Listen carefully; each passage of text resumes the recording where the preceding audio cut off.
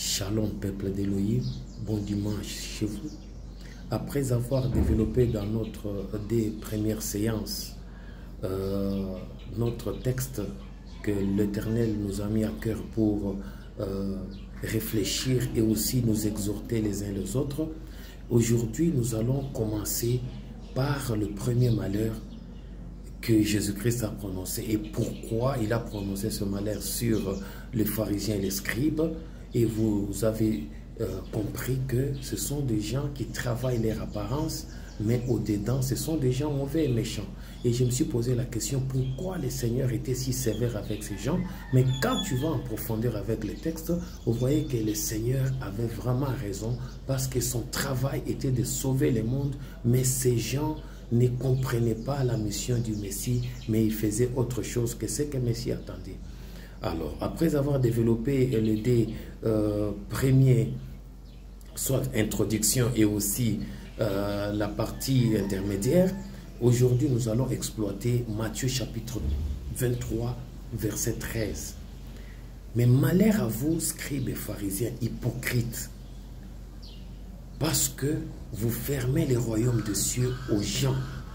Vous n'y entrez pas vous-même et vous ne laissez pas entrer ceux qui veulent entrer. Bien-aimés, ici c'est très sérieux.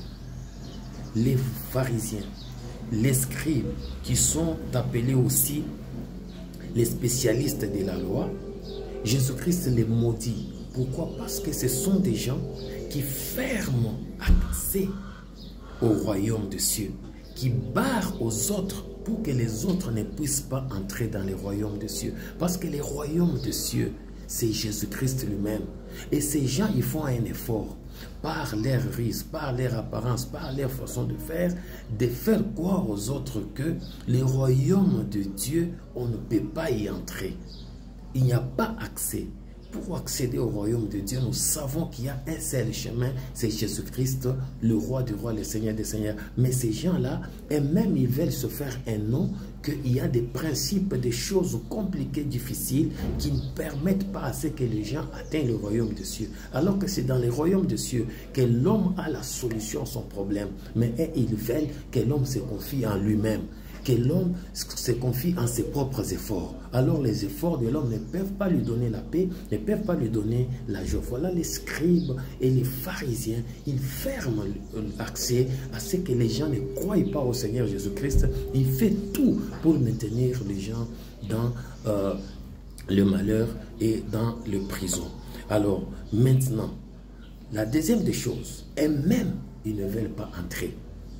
Ils ne veulent pas entrer dans le royaume de Dieu. Ils ne veulent pas croire en Jésus-Christ pour avoir le salut.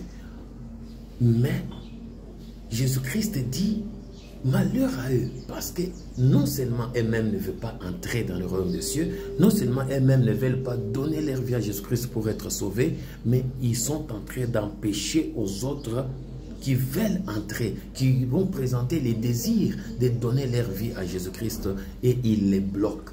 Bien-aimés, ces gens ici, ils sont terribles. Ils peuvent te faire passer à côté des bénédictions. Et plusieurs qui ont suivi les scribes et les pharisiens, ils sont morts dans leurs péchés et ils sont morts cruellement. Alors qu'il y avait le royaume de Dieu qui est venu pour que les gens donnent leur vie à Jésus-Christ et que Jésus-Christ leur allège. Comme il a dit, venez à moi vous tous qui êtes fatigués et chargés, je vous donnerai du repos. Mais les gens qui voulaient venir à Jésus-Christ pour qu'ils aient du repos, les pharisiens, les scribes, ils barraient la route, ils fermaient la route. C'est pourquoi Jésus-Christ a dit, le malheur sera sur eux. Le malheur, c'est quoi? C'est un événement qui affecte péniblement et cruellement quelqu'un. Et si tu es dans cette catégorie, il faut te repentir les reproches. Que chacun qui veut croire au Seigneur ne l'empêche pas et ne fermez pas aux gens la porte par vos enseignements qui effrayent les gens, que non, il y a déjà une catégorie qui va aller au ciel, d'autres n'iront pas et les gens sont découragés. Non, bien-aimé, si quelqu'un donne sa vie à Jésus-Christ aujourd'hui, il est sauvé et il aura la paix, la joie de Dieu. Shalom, bien-aimé, que Dieu vous bénisse abondamment. Merci.